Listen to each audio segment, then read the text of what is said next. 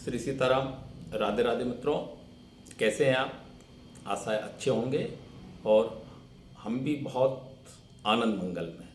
ईश्वर कृपा से बिल्कुल चकाचक है, कहीं कोई भी परेशानी रत्ती मात्र भी नहीं है। और देख ही रहे हैं आप, हम तो आपके लिए हम लेकर के आए हैं ब्रह्म वैवर्त पुराण। और ब्रह्म वैवर्त पुराण में एक अद्भुत चर्चा नारायण और नारद जी की। ज्ञानियों में श्रेष्ठ नारद जी, जिन्हें अध्यात्म का पूर्ण ज्ञान। तो नारद जी और भगवान श्री नारायण की चर्चा, प्रकृति क्या है, प्रकृति की उत्पत्ति कैसे हुई। प्रकृति में 5 देवियों का वर्णन है। सर्वप्रथम श्री दुर्गा देवी, द्वितीय नंबर पर है लक्ष्मी, सरस्वती, सावित्री और राधा। ये 5 देवियां प्रकृति स्वरूप हैं, यही प्रकृति है। तो आइए इस वीडियो के माध्यम से जानते हैं कि राधा जी सहित इनकी उत्पत्ति कैसे हुई। देखिए, संसार का ज्ञान प्राप्त करने के लिए तो संसार काफी है। सांसारिक ज्ञान प्राप्त करने के लिए संसार है। बौद्धिक ज्ञान प्राप्त करने के लिए भी अन्य साध्य माध्यम उपलब्ध है, किंतु अध्यात्म का ज्ञान प्राप्त करने के लिए आगम और पुराणों में ही जाना पड़ेगा। सांसारिक ज्ञान से कुछ समय के लिए संसार चल सकता है, बौद्धिक ज्ञान से आपकी तर्क शक्ति बढ़ सकती है, किंतु भगवत प्राप्ति आध्यात्मिक ज्ञान से ही उपलब्ध होगी। बिना ज्ञान के भगवत प्राप्ति संभव नहीं। भक्ति मार्ग में 3 साधन बताए भगवत प्राप्ति के: भक्ति के द्वारा, ज्ञान के द्वारा और कर्म के द्वारा। भक्ति मार्ग, ज्ञान मार्ग और कर्म मार्ग। भक्ति कलयुग में असंभव सी प्रतीत होती है। कर्म हमारे सात्विक बचे नहीं। ज्ञान मार्ग से भगवत प्राप्ति निश्चित ही संभव है। ज्ञान की उपलब्धि हो जाने पर निश्चित ही हमारे कर्म श्रेष्ठ हो जाएंगे, और कर्म के श्रेष्ठ होते ही सब कुछ निर्मल हो जाएगा, मन में भक्ति का वास हो जाएगा और निश्चित ही फिर भगवत प्राप्ति संभव है। तो आज की वीडियो में हम आपके लिए लेकर के आए हैं इन प्रकृति के संदर्भ में एक विस्तृत चर्चा, और आपको बताते हैं कि एक बार नारद जी बद्री का आश्रम में नारायण के पास गए और उनसे पूछा कि गणेश जननी दुर्गा, लक्ष्मी, सरस्वती, सावित्री और राधा, प्रभु ये 5 देवियां प्रकृति कहलाती हैं और इन्हीं पर सृष्टि निर्भर है, ऐसा आपने पूर्व में बताया था, तो कृपया इनकी व्याख्या करके बताइए। तब भगवान कहते हैं कि समस्त देवियों के चरित्र और उनकी उत्पत्ति का वर्णन नारद मैं आपको बता रहा हूं, ध्यान से सुनिए। तो मित्रों, हम भी आपसे यही कहना चाहेंगे कि इस वीडियो को आप पूरा देखिए और अपने समय में से कुछ समय निकाल करके आध्यात्मिक की ओर बढ़िए और आध्यात्मिक ज्ञान की प्राप्ति कीजिए। यही हमारा आपसे आग्रह है। भगवान नारायण ने कहा नारद जी से कि जो प्र का अर्थ है उसे प्रकृष्ट और कृति से सृष्टि का अर्थ बोध होता है। अतः सृष्टि करने में जो प्रकृष्ट परम प्रवीण है उसे देवी प्रकृति कहते हैं। सर्वोत्तम सर्वगुण के अर्थ में प्र शब्द मध्यम, रजोगुण के अर्थ में क्रय शब्द और तमोगुण के अर्थ में ती शब्द है। जो त्रैगुणात्मक स्वरूपा है वही सर्वशक्ति से संपन्न होकर सृष्टि विषयक कार्य में प्रधान है, इसलिए प्रधान या प्रकृति कहलाती है। प्रथम अर्थ में और कृति सृष्टि के अर्थ में, अतः जो देवी सृष्टि की आदि कारण रूपा है उसे ही प्रकृति कहा गया है। सृष्टि के अवसर पर ब्रह्म परमात्मा स्वयं 2 रूपों में प्रकट हुए। बड़ी रहस्यमय बात है कि इन 5 की उत्पत्ति कैसे हुई। तो यहां पर वर्णन आया है कि परब्रह्म परमात्मा अपने दो स्वरूप में प्रकट हुए हैं, प्रकृति और पुरुष, इस तरह से। तो उनका दाहिना अंग जो है वो पुरुष हुआ है और बायां अंग जो है प्रकृति हुआ है। वही प्रकृति ब्रह्म स्वरूपा नित्या और सनातनी है, जिसे आपने विष्णु माया सनातनी का नाम भी सुना होगा। जैसे परमात्मा है वैसे ही उनकी जो शक्ति स्वरूपा है वह प्रकृति है। अर्थात प्रकृति और परमात्मा में भेद नहीं करना चाहिए। भगवान की शक्ति नारायणी और नारायण में भेद नहीं होना चाहिए। यदि हम ऐसा करते हैं तो यह हमारा बुद्धि का भेद माना जाता है। अर्थात परब्रह्म परमात्मा के सभी अनुरूप गुण इन प्रकृति में निहित हैं। जैसे अग्नि में दाह सदा रहती है, इसी से परम योगी पुरुष जो होते हैं, साधु संत महात्मा विद्वान, वो स्त्री और पुरुष में भेद नहीं मानते। भगवान कहते हैं नारद, सबको ब्रह्ममय देखना चाहिए और परम पुरुष सबको ब्रह्ममय ही देखते हैं। भगवान श्री कृष्ण स्वेच्छामय, सर्वतंत्र और स्वतंत्र परम पुरुष है। उनके मन में सृष्टि की इच्छा उत्पन्न होते ही सहसा मूल प्रकृति परमेश्वरी प्रकट हो गई। यह नारायण बद्री का आश्रम में नारद जी से कह रहे हैं और उसके बाद परमेश्वर की आज्ञा के अनुसार सृष्टि रचना के लिए इनके 5 स्वरूप हुए। और वो 5 स्वरूप कौन कौन से हुए हैं हम आपको पहले बता चुके हैं। एक बार फिर से सुनिए कि गणेश जननी दुर्गा, लक्ष्मी सरस्वती सावित्री और राधा। भगवती प्रकृति भक्तों के अनुरोध से अथवा उन पर कृपा करने के लिए विविध रूप धारण करती है। जैसे गणेश जी की माता जो भगवती दुर्गा हैं, उन्हें शिव रूपा कहा गया है। वे भगवान शंकर की पत्नी हैं। विष्णु माया और ब्रह्म स्वरूपिणी नाम से जो प्रसिद्ध है। ब्रह्माणी, देवता, मुनिगण तथा मनु प्रभृति सभी इनकी पूजा करते हैं। ये सबकी अधिष्ठात्री देवी हैं और सनातन ब्रह्म स्वरूपा है। मतलब माता दुर्गा देवी में अथवा भगवान शिव में भेद नहीं करना चाहिए। यश, मंगल, धर्म, श्री, सुख, मोक्ष और हर्ष प्रदान करना इन सनातनी शक्ति का स्वाभाविक गुण है। दुख, शोक और उद्वेग, कष्ट को यह शक्ति स्वरूपा मां दुर्गा तुरंत हरण कर लेती है। यह भी उनका एक अद्वितीय गुण है। शरण में आए हुए दीनों एवं पीड़ितों की रक्षा में सदा उपलब्ध रहती है, संलग्न रहती है। ये तेज स्वरूपा है। इनका विग्रह परम तेजस्वी है। इन्हें तेज की अधिष्ठात्री देवी भी कहा जाता है। निश्चित ही आप देखते होंगे कि संत महात्माओं के भाल कपाट पर एक ब्रह्म तेज चमकता है, तो वह परमेश्वर की आराधना और शक्ति स्वरूपा का ही प्रभाव है कि उनके माथे पर एक अद्भुत तेज आपको और हमें देखने को मिलता है।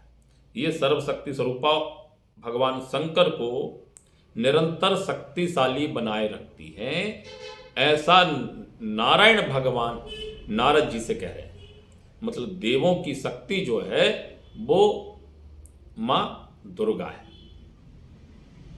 सिद्धेश्वरी, इनके नामों का वर्णन आया है कि इन्हें किन किन नामों से जाना जाता है। तो सिद्धेश्वरी, सिद्ध रूपा, सिद्धा, सिद्धदाताओं की ईश्वरी, बुद्धि, निद्रा, क्षुधा,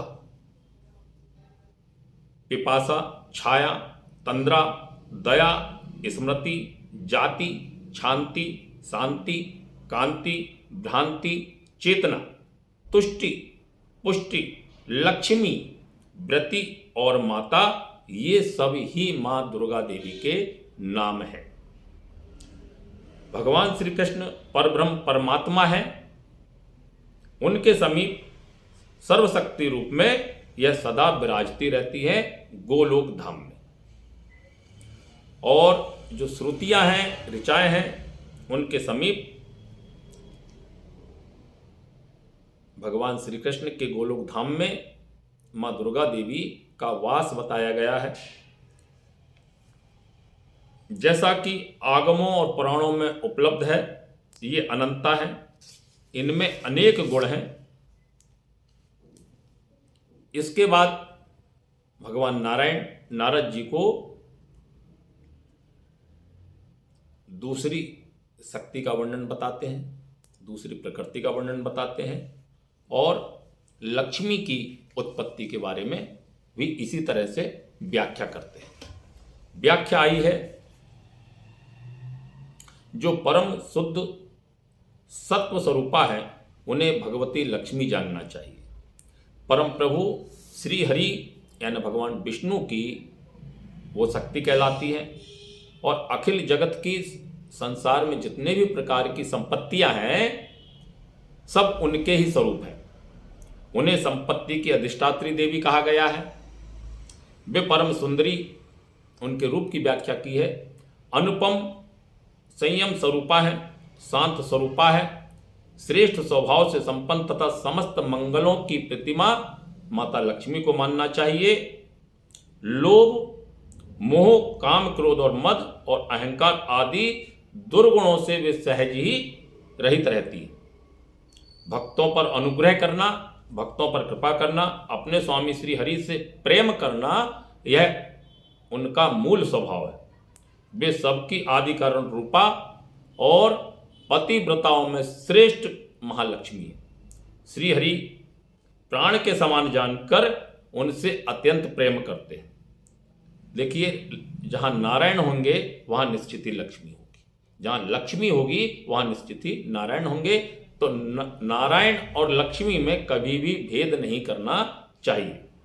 वे सदा प्रिय वचन ही बोलती हैं, कभी अप्रिय बात नारायण या संसार के प्रति उनके मुख से कभी नहीं निकली। धान्य आदि सभी सस्य तथा सबके जीवन रक्षा के उपाय के रूप में प्राणियों का जीवन स्थिर रहे, उन्होंने यह रूप धारण किया है। इसीलिए वे परम साध्वी देवी महालक्ष्मी नाम से विख्यात होकर बैकुंठ में अपने स्वामी की सेवा में सदा संलग्न रहती है। भगवान लक्ष्मी का वास जो बताया गया है वो बैकुंठ धाम में बताया गया है। दुर्गा देवी का जो वास बताया गया है वह गोलोक धाम में बताया गया है। और भगवान आगे व्याख्या नारायण जी करते हैं कि स्वर्ग में स्वर्ग लक्ष्मी के नाम से यह जानी जाती है, राजाओं के यहाँ पर राज लक्ष्मी के नाम से जानी जाती है, और मृत्यु लोक में सबसे मुख्य बात है कि मृत्यु लोक में ग्रस्तों के घर में ग्रह लक्ष्मी के नाम से यह विराजमान रहती है। समस्त प्राणियों तथा द्रव्यों में सर्वोत्कृष्ट शोभा उन्हीं का स्वरूप है। परम मनोहर पुण्यात्माओं की कीर्ति में उन्हीं की कीर्ति, उन्हीं की प्रतिमा है। वे समस्त राजाओं की प्रभा है। व्यापारियों के यहाँ वे वाणिज्य रूप में विराजती हैं। पापी जन जो कलह आदि अशिष्ट व्यवहार करते हैं उनमें भी इन्हीं की शक्ति है। माता लक्ष्मी का दूसरा स्वरूप बताया गया है कि जो लोग कलह करते हैं, कलेश करते हैं, लड़ाई झगड़ा करते हैं, तो यह भी उन्हीं की शक्ति का प्रभाव होता है और उनके यहाँ पर यह कलह रूप में विराजती है।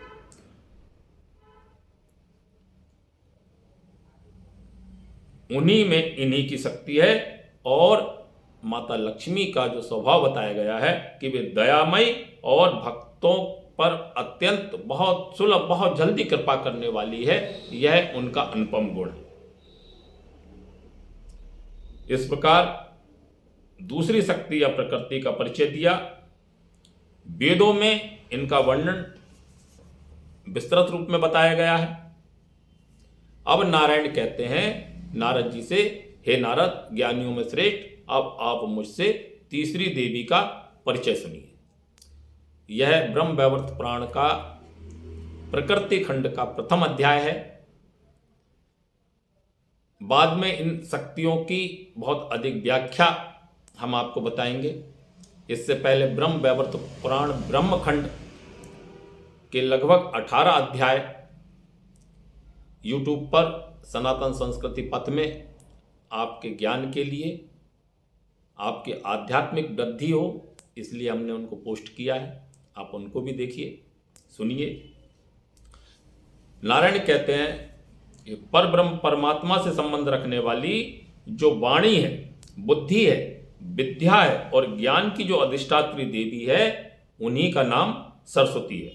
संपूर्ण विद्याएं जो इस विश्व में है, उन्हीं के स्वरूप है।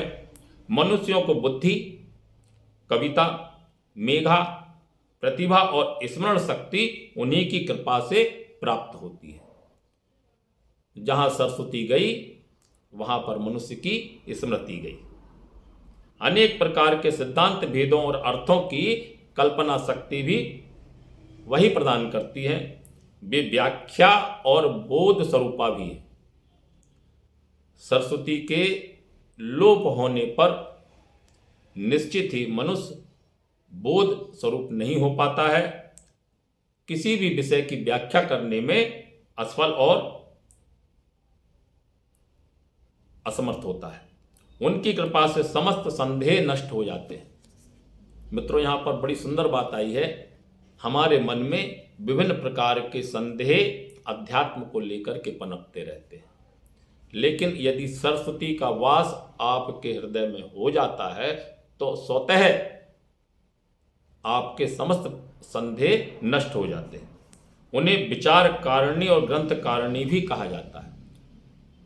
माता सरस्वती के प्रकट होने से ही, हृदय में वास होने से ही मनुष्य में विचारों की श्रृंखला चलती रहती है। वे शक्ति स्वरूपा है। नारायण आगे कहते हैं संपूर्ण संगीत की संधि और ताल का कारण उन्हीं का रूप है। प्रत्येक विश्व में जीवों के लिए, मनुष्यों के लिए विषय, ज्ञान और वाणी रूपा वे ही है। उनका एक हाथ व्याख्या की मुद्रा में अथवा उपदेश की मुद्रा में सदा ऊपर रहता है, उठा रहता है, और उनका स्वभाव जो है वे शांत स्वरूपा है तथा हाथ में वीणा और पुस्तक सदा विराजमान रहते हैं। उनका विग्रह शुद्ध सत्वमय है। वे सदा प्रचार में परायण तथा भगवान श्री हरि की प्रिया है। हिम, चंदन, कुंद, चंद्रमा, कुमुद और कमल के समान उनकी कांति का वर्णन किया है। वे रत्न स्फटिक की माला फेरती हुई भगवान श्री कृष्ण के नामों का जप करती रहती है। उनकी मूर्ति बड़ी तपोमयी है। तेजस्वी जनों को उनके तप का फल प्रदान करने में माता सरस्वती सदैव ही तत्पर रहती है। सिद्धि, विद्या उनका स्वरूप है। वे सदा संपूर्ण सिद्धि प्रदान करती है। इस प्रकार तृतीय देवी जो प्रकृति के रूप में है, श्री जगदम्बा सरस्वती का शास्त्र के अनुसार यहाँ पर किंचित वर्णन ही किया गया है। अब नारायण चौथी जो प्रकृति है, चौथी सिद्धि है, चौथी देवी है, उनका वर्णन कहते हैं कि हे नारद, अब तुम मुझसे गायत्री अर्थात सावित्री के बारे में सुनिए। वे चारों वेदों की माता है। छंद और वेदांग भी उन्हीं से उत्पन्न हुए हैं। संध्या वंदन के मंत्र और तंत्रों की जननी भी वे ही है। द्विज जाति वर्णों के लिए यानी कि ब्राह्मणों के लिए उन्होंने अपना यह रूप धारण किया है। वे तपस्विनी, ब्रह्म तेज तथा संपन्न तथा समस्त संस्कार करने वाली वही है।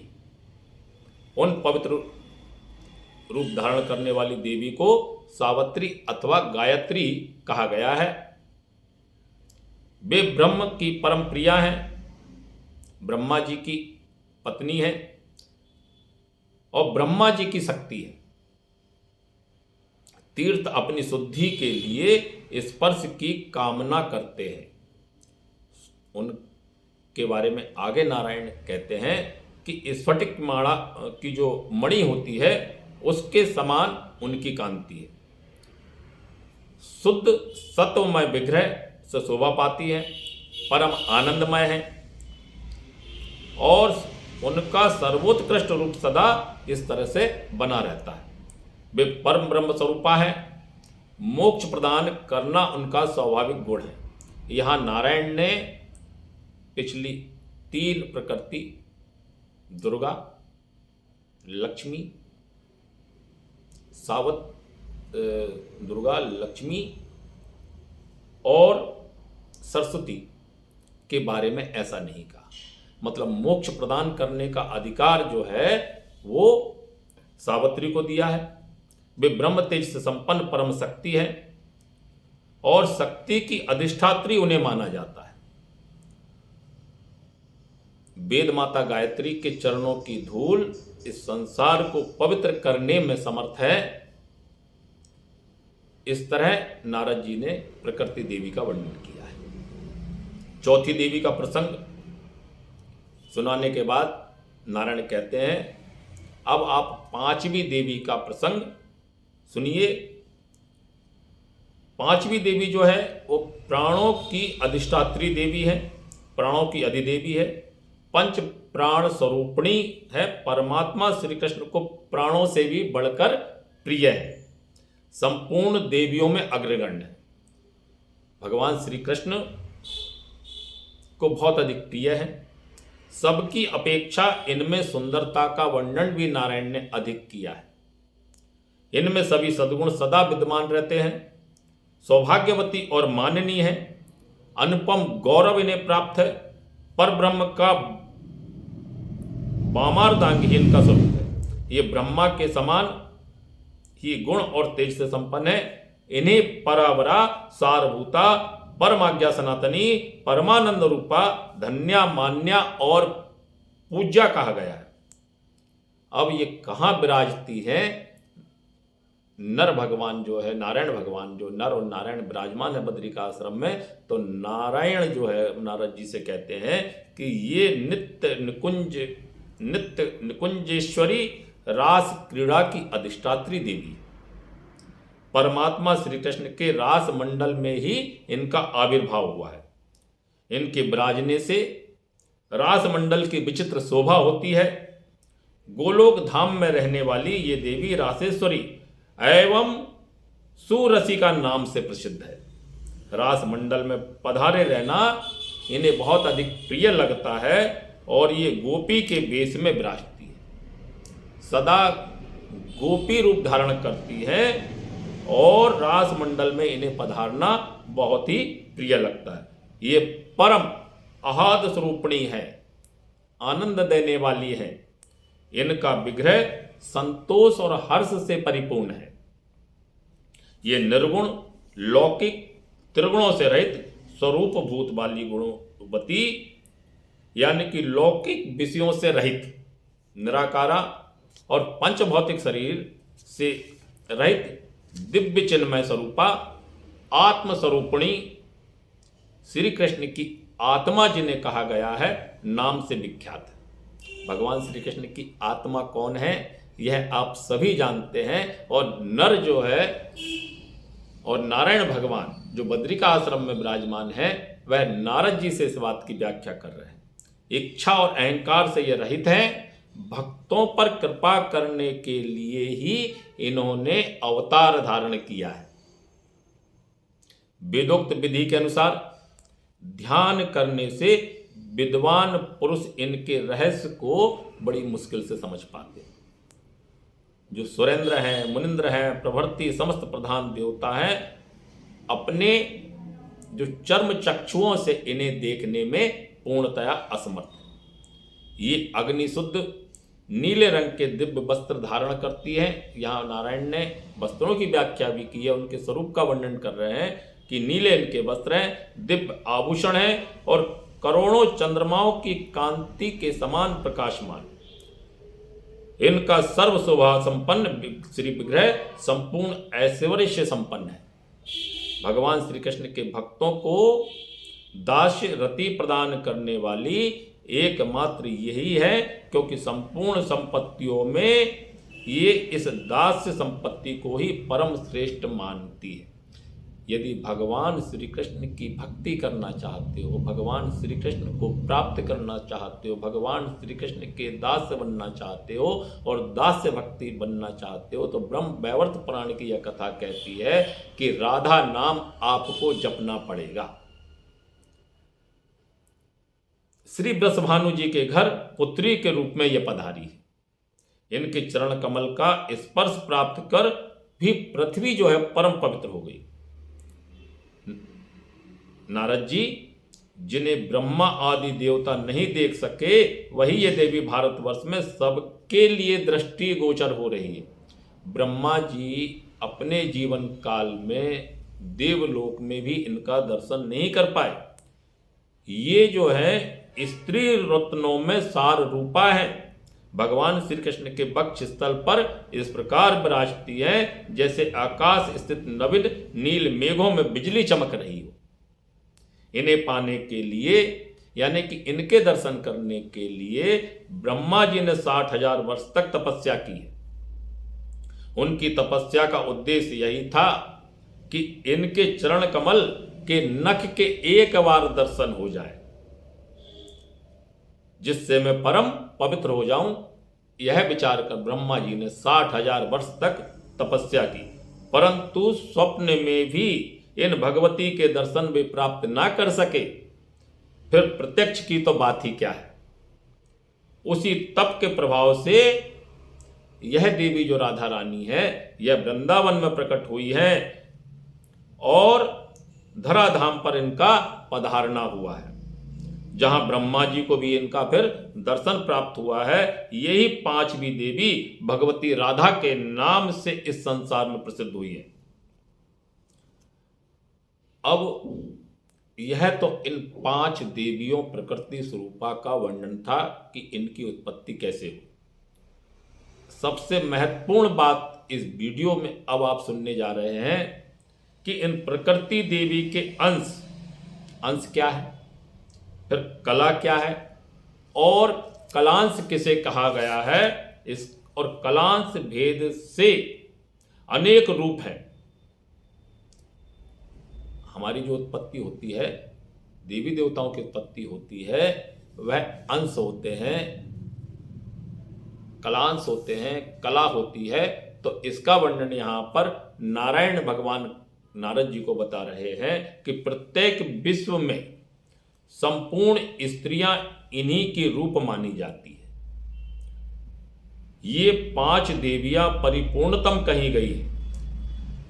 100% परिपूर्णतम मतलब 100%। इन देवियों के जो प्रधान अंश है, उनका वर्णन नारद जी अब आप सुनिए।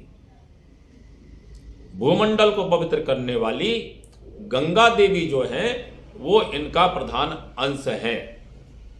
अंश से उत्पन्न है गंगा देवी। ये सनातनी गंगा जलमयी है। भगवान विष्णु के विग्रह से इनका प्रादुर्भाव हुआ है। पापियों के पापमय ईंधन को भस्म करने के लिए यह प्रज्वलित अग्नि के समान है। इन्हें स्पर्श करने, इनमें नहाने अथवा इनका जलपान करने से पुरुष केवल्य पद के अधिकारी होते हैं। गोलोक धाम में जाने के लिए सुखप्रद सीढ़ी के रूप में गंगा इस पृथ्वी पर विराजमान होगी। इनका रूप परम पवित्र है। समस्त तीर्थों में, नदियों में ये श्रेष्ठ मानी जाती है और ये भगवान शंकर के मस्तक पर जटा रूप में ठहरी हुई है, वहां से निकली है और पंक्तिबद्ध होकर के भारतवर्ष में आई है। तपस्वी जन अपनी तपस्या में सफलता प्राप्त कर सकें, एतदर्थ शीघ्र ही इनका पधारना हो गया। इनका शुद्ध एवं सत्वमय स्वरूप चंद्रमा श्वेत कमल या दूध के समान स्वच्छ है और मल और अहंकार इनमें लेस मात्र भी नहीं है। ये परम साध्वी गंगा भगवान नारायण को बहुत प्रिय है। अब नारायण भगवान ने गंगा देवी की उत्पत्ति का वर्णन बताया है। अब तुलसी जो आपके और हमारे यहाँ पर वृक्ष रूप में हमारे आंगन में शोभा पाती है, उनका वर्णन सुनिए कि उनकी उत्पत्ति कैसे हुई है। कि श्री तुलसी को प्रकृति देवी का प्रधान अंश माना गया है। प्रधान अंश, कला नहीं है, कलांश नहीं है, यानी कि 100% अंश माना गया है। ये विष्णु प्रिया है। विष्णु को विभूषित किए रहना इनका स्वाभाविक गुण है। भगवान विष्णु के चरणों में यह तुलसी जो है वो सदा विराजमान रहती है। तपस्या, संकल्प और पूजा आदि सभी शुभ कर्म इन्हीं के द्वारा शीघ्र ही संपन्न होते हैं और पुष्पों में यह मुख्य मानी जाती है। यदि आपको कोई भी फूल ना मिले भगवान को अर्पित करने के लिए, अगर आप तुलसी का एक पत्र चढ़ा देते हैं तो आप सभी प्रकार के पुष्पों को चढ़ाने का फल तुरंत प्राप्त कर लेते हैं। ऐसा इस ब्रह्म वैवर्त पुराण में वर्णन आया है। ये परम पवित्र एवं सदा पुण्य प्रदा है। मतलब तुलसी जो है वो मनुष्यों को पुण्य प्रदान करने वाली है। अपने दर्शन और स्पर्श मात्र से ये तुरंत मनुष्यों को परम धाम का अधिकारी बना देती है। मतलब तुलसी के बारे में ऐसा कहा गया है कि तुलसी का सेवन करना, तुलसी का स्पर्श करना और तुलसी का दर्शन करना भगवान विष्णु का दर्शन माना जाता है। पापमय सूखी लकड़ी के जलाने के लिए प्रज्वलित अग्नि के समान रूप धारण करके ये कलिकाल में पधारी है। इस मृत्यु लोक में केवल कलयुग में ही तुलसी का प्राकट्य होता है। इन देवी तुलसी के चरण कमल का स्पर्श होते ही पृथ्वी भी परम पावन एवं तीर्थ बन गई। तीर्थ स्वयं पवित्र होने के लिए इनका दर्शन और स्पर्श करना चाहते हैं। इनके अभाव में अखिल जगत के संपूर्ण कर्म निष्फल समझे जाते हैं। इनकी कृपा से ही साधुजन मुक्त हो जाते हैं और जो जिस कामना से इनकी उपासना करते हैं उनकी वे सारी इच्छाएं पूर्ण हो जाती है। ब्रह्म वैवर्त पुराण की यह कथा कह रही है कि भारतवर्ष में वृक्ष रूप से पधारने वाली ये देवी जो है कल्प वृक्ष स्वरूपा है। मतलब तुलसी के वृक्ष को कल्प वृक्ष की उपमा यहां पर दी हुई है कि तुलसी प्रत्यक्ष कल्प वृक्ष है। कल्प वृक्ष मतलब हमारी जो भी मनोकामना हो वह पूर्ण तुरंत करने वाली है। इसे ही कल्प वृक्ष कहा गया है। भारतवासियों का त्राण, उद्धार एवं रक्षा करने के लिए ही मृत्यु लोक में इनका यहाँ पर पधारना हुआ है। ये पूजनीयों में परम देवता है। प्रकृति देवी के एक प्रधान अंश का नाम देवी जरत्कारु है। अब यहाँ पर एक देवी जरत्कारु की व्याख्या भगवान नारायण नारद मुनि से कर रहे हैं कि जरत्कारु कौन है। इसकी व्याख्या आप सुनिए। ये कश्यप जी की मानस पुत्री है, अतः मनसा देवी के नाम से जानी जाती हैं। इन्हें भगवान शंकर की प्रिय शिष्या होने का सौभाग्य प्राप्त है। ये परम विदुषी हैं और नागराज शेष की बहन है। सभी नाग इनका सम्मान करते हैं और यह नागों की सवारी है। नागों की सवारी इनको बहुत अधिक प्रिय है। इन अनुपम सुंदरी देवी को नागेश्वरी और नाग माता के नाम से भी जाना जाता है। जो जरत्कारु देवी है उनका यहाँ पर वर्णन कर रहे हैं। आपने मनसा देवी का नाम सुना होगा, जरत्कारु का नहीं। हरिद्वार में मनसा देवी का एक स्थान है, मंदिर है, तो मनसा देवी ही जरत्कारु है। प्रधान नाग इनके साथ विराजमान रहते हैं। ये नागों से सुशोभित रहती है और नागराज सदा इनकी स्तुति करते रहते हैं। यह सिद्ध योगिनी है और नागलोक में निवास करती है। ये विष्णु स्वरूपिणी है। जरत्कारु माता को भी भगवान विष्णु का ही स्वरूप मानना चाहिए, ऐसी यह ब्रह्म वैवर्त पुराण की कथा कह रही है। भगवान विष्णु में इनकी अटल श्रद्धा भक्ति है। ये सदा श्री हरि की पूजा में संलग्न रहती है। इनका विग्रह तपोमय है। तपस्वी जनों को फल प्रदान करने में यह परम कुशल है। ये स्वयं भी तपस्या करती है। इन्होंने देवताओं के वर्ष से 3 वर्ष तक, यानी जो देवताओं का वर्षमान होता है, इन्होंने देवताओं के वर्ष से 3 लाख वर्ष तक भगवान श्री हरि की प्रसन्नता के लिए तपस्या की है। भारतवर्ष में जितने भी तपस्वी एवं तपस्विनियां हैं, उन सब में ये पूज्य एवं श्रेष्ठ है। आगे हम जरत्कारु माता की कथा का विस्तार से वर्णन करेंगे। सर्प संबंधी सांप मंत्रों की अधिष्ठात्री देवी है। ब्रह्म तेज से इनका विग्रह सदा प्रकाशमान रहता है। इनको परब्रह्म स्वरूपा भी कहा गया है। ये ब्रह्मा के चिंतन में सदा संलग्न रहती हैं। जरत्कारु मुनि भगवान श्री कृष्ण के अंश है और उन्हीं की यह पतिव्रता पत्नी है। नारायण आगे कहते हैं कि आस्तिक मुनिवर, जो तपस्वियों में श्रेष्ठ गिने जाते हैं, ये देवी उनकी माता है। आस्तिक मुनि का आपने नाम सुना होगा, तो आस्तिक मुनि की यह माता है। अब नारद जी आगे और कथा सुनते हैं नारायण से। तो नारायण कहते हैं प्रकृति देवी के एक प्रधान अंश को देवसेना कहते हैं। देवसेना मातृकाओं में यह परम श्रेष्ठ मानी जाती है। इन्हें लोग भगवती षष्ठी भी कहते हैं, जिसे आप छठ के नाम से जानते हैं। प्रत्येक लोक में शिशुओं के पालन एवं संरक्षण करना इनका प्रधान कार्य है। ये तपस्विनी है, विष्णु भक्ता है और कार्तिकेय जी की पत्नी है। भगवान शंकर के पुत्र कार्तिकेय की पत्नी का नाम जो है वो षष्ठी है। विष्णु भक्ता कार्तिक की पत्नी ये साध्वी है। भगवती प्रकृति का छठा अंश है। अभी आपने पिछली जो बात सुनी उसमें अंश था, यहां पर छठे अंश की बात आई है और यह छठा अंश है। संतान उत्पत्ति के अवसर पर उनके अभ्युदय के लिए इन षष्ठी योगिनी की पूजा हर घर में की जाती है। अखिल जगत में 12 महीने लोग इनकी निरंतर पूजन किया करते हैं और पुत्र उत्पन्न होने पर छठे दिन सूतिका गृह में ही इनकी पूजा हुआ करती है। यह प्राचीन नियम है। कल्याण चाहने वाले कुछ व्यक्ति 21वें दिन भी इनकी पूजा करते हैं। इनकी मातृका संज्ञा है। ये दया स्वरूपिणी है और निरंतर शिशुओं की रक्षा करने में तत्पर रहती है। जल, थल, आकाश, ग्रह, जहां कहीं भी बच्चों को सुरक्षित रखना इनका प्रधान उद्देश्य होता है। प्रकृति देवी का एक प्रधान अंश है मंगल चंडी। यहां मंगल चंडी की व्याख्या आई है।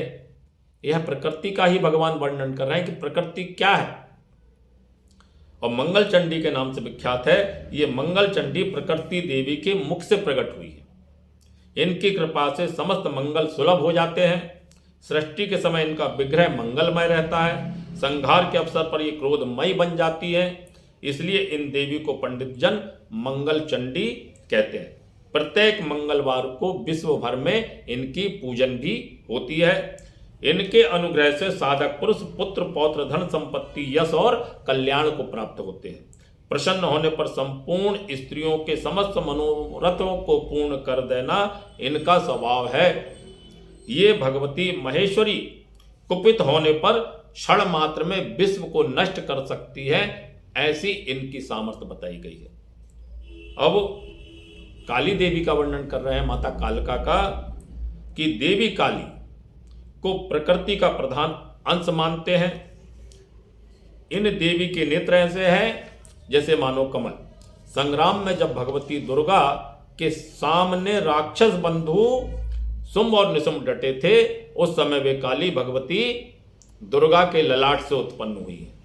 इन्हें दुर्गा का आधा अंश माना गया है, मतलब काली जी जो है दुर्गा देवी का आधा अंश बताई गई। गुण और तेज में दुर्गा के समान है। इनका परम पुष्ट विग्रह करोड़ों सूर्यों के समान बताया गया है। संपूर्ण शक्तियों में ये प्रमुख है।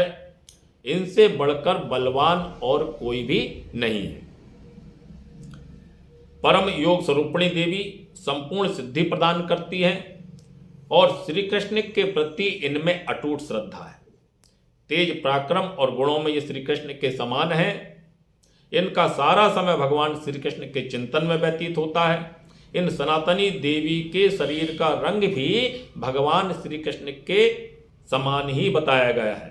ये चाहे तो एक श्वास में समस्त ब्रह्मांड को नष्ट कर सकती हैं। अपने मनोरंजन के लिए अथवा जगत को शिक्षा देने के विचार से ही ये संग्राम में दैत्यों के साथ युद्ध करती है।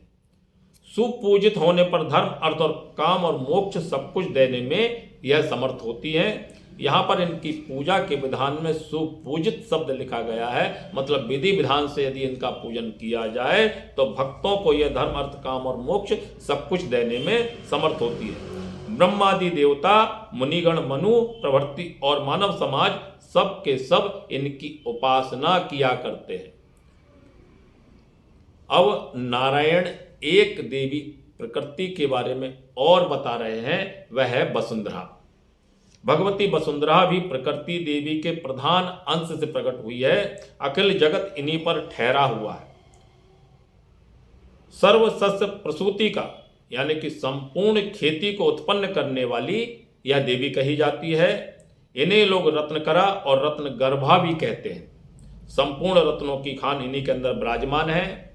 राजा और प्रजा सभी लोग इनकी पूजा और स्तुति करते हैं। सबको जीविका प्रदान करने के लिए ही इन्होंने यह रूप धारण कर रखा है और यह संपूर्ण संपत्ति का विधान करती है।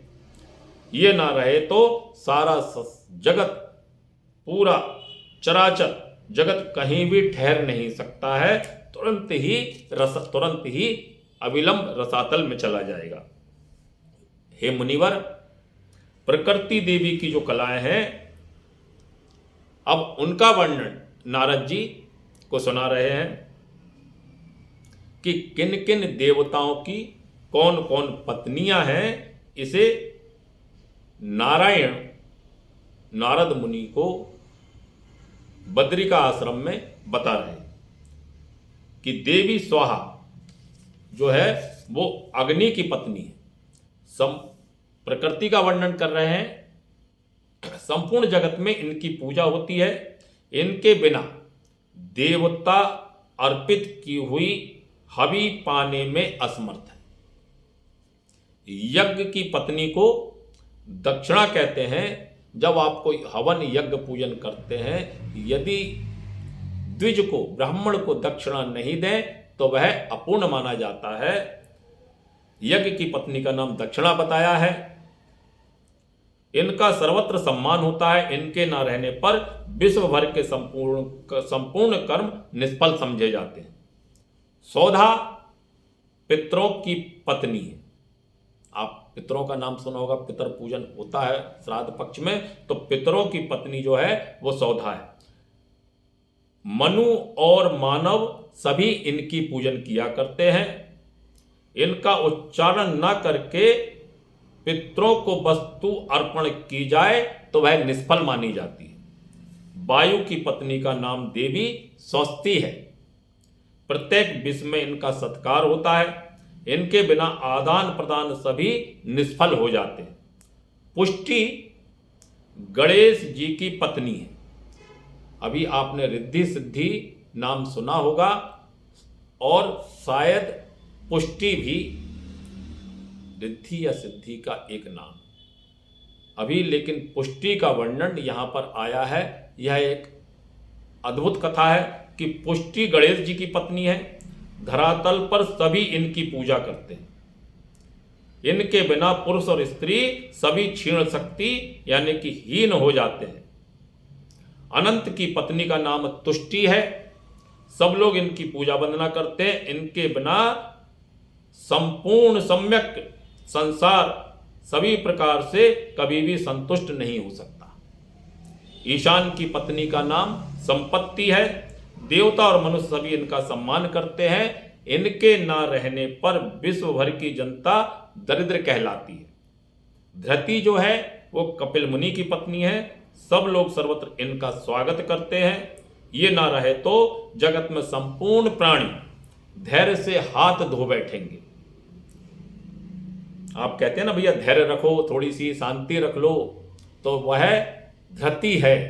यदि धृति ना उत्पन्न होती तो आज मनुष्यों में धैर्य बिल्कुल ना होता।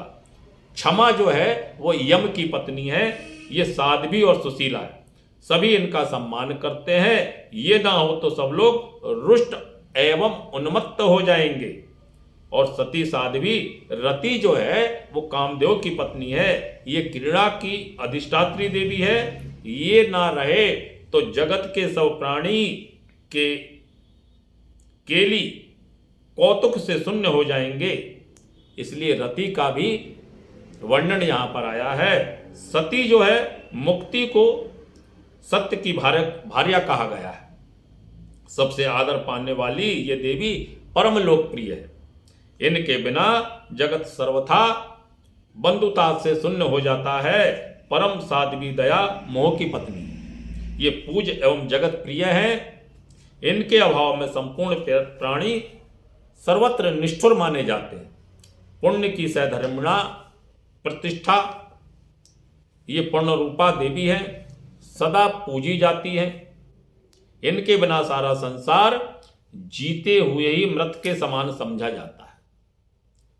सुकर्म की पत्नी कीर्ति है। यहां कीर्ति का वर्णन आया है, जो धन्या और माननीय है। इनके द्वारा सबका सम्मान होता है। इनके अभाव में अखिल जगत यशोहीन होकर के मृत के समान हो जाता है। क्रिया उद्योग की पत्नी है। इनके बिना सब लोग अपूर्ण माने जाते हैं और सारा संसार इनसे ही उच्छिन्न सा हो जाता है। अधर्म की पत्नी को मिथ्या कहा है। मित्रों, ये बड़ी दुर्लभ भूमिका है प्रथम अध्याय की। अभी इन सब का विस्तृत वर्णन आपको प्रत्येक प्रकृति खंड में सुनने को मिलेगा, तो हमारी वीडियो को ध्यान से देखिए और प्रथम अध्याय को ध्यान से सुनिए, समय निकालिए। इसके बाद ही आपको आगे के अध्याय और आगे की वीडियो समझ में आने वाली है। अधर्म की पत्नी को मिथ्या कहते हैं। सभी धूर्त मूर्ख इनका सत्कार करते हैं। सतयुग में ये बिल्कुल अदृश्य रहती है। त्रेता युग में सूक्ष्म रूप से धारण करके प्रकट हो गई और द्वापर में अपने आधे शरीर से शोभा पाने लगी। और कलयुग में तो इन मिथ्या देवी का शरीर पूरा की पूरा हष्टपुष्ट हो गया। सब जगह इनकी पहुंच होने के कारण ये बड़ी धृष्टता के साथ सर्वत्र अपना आधिपत्य जमाए रहती है। इनके भाई का नाम है कपट। उसके साथ ये प्रत्येक घर में चक्कर लगाती रहती हैं। शांति और लज्जा ये सुशील की दो आदरणीय पत्नियां हैं। हे नारद, इनके न रहने पर सारा जगत उन्मत्त की भांति जीवन व्यतीत करने लगता है। ज्ञान की तीन पत्नियां हैं, बुद्धि, मेघा और स्मृति। ये साथ छोड़ दें तो समस्त संसार मूर्ख और मरे के समान जान पड़ेगा। धर्म की सधर्मिणी का नाम मूर्ति है। कमनी कांति वाली ये देवी सबके मन को मुग्ध किया करती हैं और मुग्ध रहती है। इनका सहयोग ना मिले तो परमात्मा निराकार ही रह जाएगा और संपूर्ण विश्व भी निराधार हो जाएगा। इनके स्वरूप को अपनाकर ही साध्वी लक्ष्मी सर्वत्र शोभा पाती है। श्री और मूर्ति दोनों इनके स्वरूप हैं। ये परम मान्य, धन एवं सुपूज्य है। कालाग्नि रुद्र की पत्नी का नाम है। इनको योग निद्रा भी कहा गया है। रात्रि में इनका सहयोग पाकर ही संपूर्ण विश्व अर्थात नींद में व्याप्त हो जाते हैं। काल की भी तीन भार्याएं बताई हैं, संध्या, रात्रि और दिन। ये ना रहे तो ब्रह्मा भी काल संख्या का परिगणन नहीं कर सकते। क्षुधा और पिपासा जो है ये दोनों लोभ की भार्याएं हैं। वे परम धन्यमान और आदर की पात्र हैं। इन्होंने संपूर्ण जगत में अपना प्रभाव जमाए रखा है। इन्हीं के कारण जगत क्षोभयुक्त तथा चिंतातुर होता है। प्रभा और दाहिका ये तेज की दो पत्नियां हैं। इनके अभाव में जगत सृष्टा ब्रह्मा अपना कार्य संपादन करने में पूर्णतः असमर्थ है। ज्वर यानी कि ताप की दो पत्नियां हैं, जरा और मृत्यु। ये दोनों काल की पुत्रियां हैं। जरा मतलब अवस्था, वृद्ध अवस्था, और मृत्यु मतलब श्री राम नाम। यहां पर ज्वर की भी दो पत्नियां बताई गई हैं और उनकी पत्नी का नाम बताया है मृत्यु और जरा। ये दोनों काल की पुत्रियां हैं। इनकी सत्ता ना रहे तो ब्रह्मा जी के बनाए हुए जगत की व्यवस्था ही बिगड़ जाएगी। निद्रा की कन्या का नाम है तंद्रा और प्रीति। ये दो सुख की प्रियाएं हैं, यानी सुख की जो पत्नी है उनके नाम बताए गए हैं। हे नारद जी, विधि के विधान में बना रहने वाला यह सारा जगत इनसे व्याप्त है। श्रद्धा और भक्ति ये वैराग की दो परम आदरणीय पत्नियां हैं। इनके कृपा प्रसाद से यह सारा जगत जो है वो जीवन मुक्त हो जाता है। देव माता अदिति गौओं को उत्पन्न करने वाली, सुरभि दैत्यों की माता दिति, कद्रु, विनीता और दनु ये सभी देवियां सृष्टि का कार्य संभालती हैं। इन्हें भगवती प्रकृति की कला ही कहा जाता है। अन्य भी बहुत सी कलाएं हैं। कुछ कलाओं का परिचय नारद जी को भगवान नारायण देते हैं। चंद्रमा की पत्नी रोहिणी, सूर्य की संज्ञा, मनु की भार्या का नाम शत्रुपा, सची इंद्र की धर्मपत्नी, बृहस्पति की जो है वह सहधर्मणी तारा, अरुधंती वशिष्ठ मुनि की धर्मपत्नी, अहिल्या गौतम की, अनुसुईया जो है अत्रि की, देवहूति कदर्म मुनि की और प्रसूति दक्ष की पत्नियां हैं। पितरों की मानसी कन्या मेनका माता पार्वती की जननी है। लोप मुद्रा आहुति की, कुबेर की पत्नी, वरुण की पत्नी, यम की पत्नी, बलि की भार्या विंध्यावली, कुंती, दमयंती, यशोदा, सती देवकी, गांधारी, द्रौपदी, शेव्या, सत्यवान की पत्नी सावित्री, राधा की जननी ब्रजभानुप्रिया कलावती, मंदोदरी, कौशल्या, सुभद्रा, कैकई, रेवती, सत्यभामा, कालिंदी, लक्ष्मणा, जाम्बती, नागनिजति, मित्रवृंदा, रुक्मणी और सीता जो स्वयं लक्ष्मी कहलाती है, व्यास को जन्म देने वाली महासती योजनगंधा, काली, बाणपुत्री उषा और उसकी सखी चित्रलेखा, प्रभावती, भानुमती, सती, मायावती परशुराम जी की माता रेणुका, हलधर बलराम की जननी रोहिणी और श्री कृष्ण की परम साध्वी बहन दुर्गा स्वरूपा एकानंसा आदि भारतवर्ष में, इस भारत भूमि में भगवती प्रकृति की बहुत सी कलाएं विख्यात है। जो ग्राम देवियां हैं वे सभी प्रकृति की कलाएं हैं। तो मित्रों, इस का शेष भाग को देखने के लिए आप हमारी वीडियो को लाइक कीजिए, सब्सक्राइब कीजिए और बात अच्छी लगे तो कमेंट भी कीजिए। तो मिलते हैं शीघ्र ही ब्रह्म वैवर्त प्राण प्रकृति खंड के साथ में अगली वीडियो में। जय श्री राधे, जय श्री सीताराम।